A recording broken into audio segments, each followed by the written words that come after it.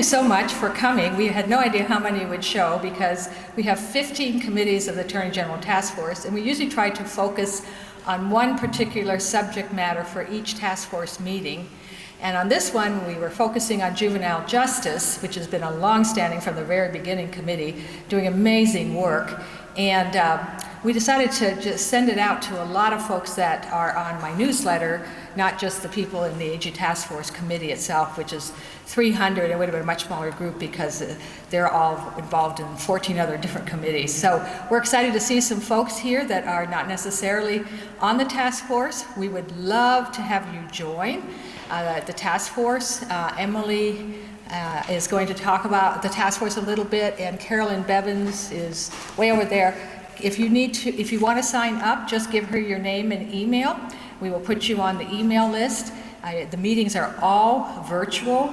We did that even before the pandemic because our members are all over the state, and we do these meetings, the whole task force group meetings in person, so we didn't want them to have to come 4 or 5 times to Columbus. So we do those virtually, and you can attend that way. But we encourage a wide, diverse group to join. We have very important issues.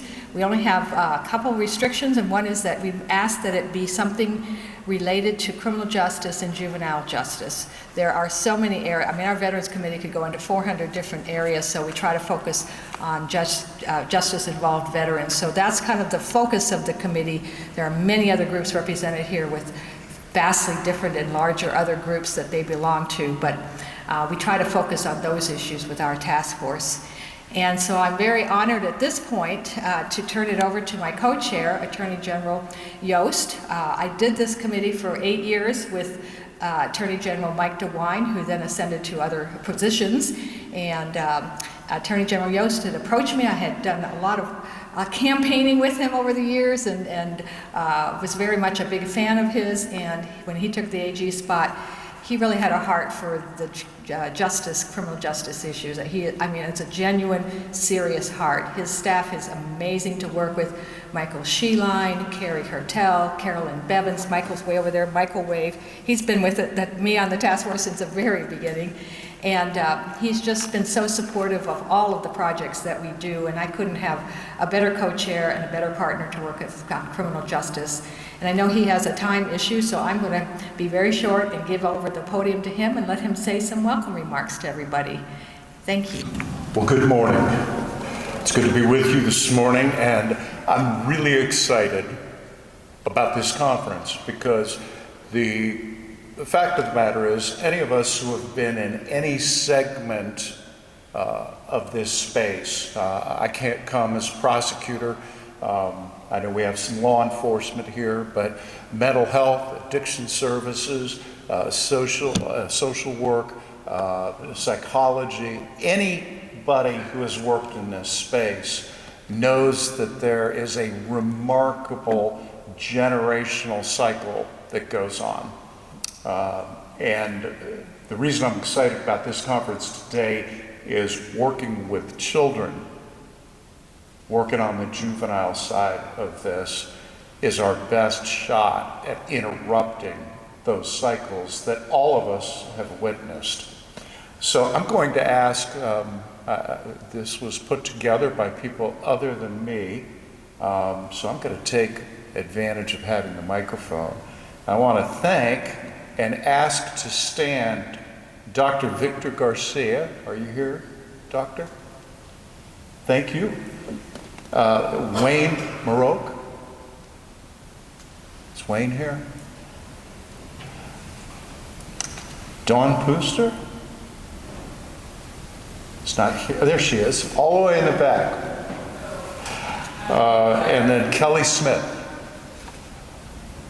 I want to thank you all for being here today to help us, and I wanted to see who you were, so thank you for that.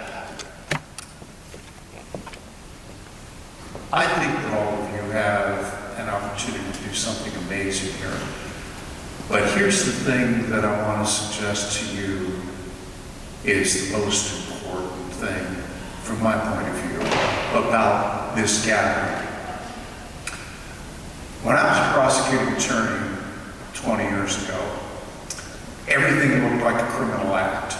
Everything looked like a sentence. Everything looked like a criminal court. And as I have had other experiences and moved on past that, I began to realize how narrow my point of view was. Not that it was wrong. All those things that I saw, all those things that I experienced, all the knowledge and expertise I gained, all of those things were real and valuable. They just weren't complete. And I began to realize as I became good friends with people who practice in the social milieu, the dynamics that go into families and trauma, how much I didn't understand. As I began to understand more about addiction and realized the role of relapse as part of the process, it changed this old prosecutor's heart and mind. As I began to deal with people who provide services, children's services, and do the casework on the ground, it changed the way I view the world. It didn't convince me I was wrong. It added to my understanding. It increased my potential for wisdom and compassion. And the beautiful thing about this conference is that we can all learn from others. You see, we all have a piece of the map of the world. None of us has the whole map. It's like somebody had a map someday and tore it up and threw it up in the wind. And ever since then, we've been going out and people here and there and find a piece of the map. I've got a piece of the map. And they get very excited. And what we're doing here today is we're comparing our pieces and we're starting to scotch tape that sucker back together.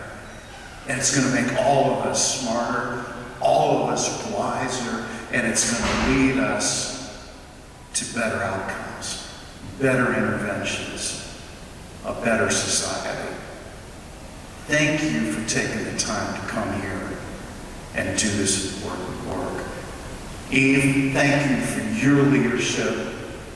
I'm reminded of a quote from Friedrich Nietzsche, who talks about the obedience to a cause, a long obedience in the same direction. There's been no one who's been a more stalwart advocate in this space than Eve. And I told her earlier today on the 17th floor of the Rhodes Tower where my office is, all we have is Eve Stratton fans. Thank you for being here.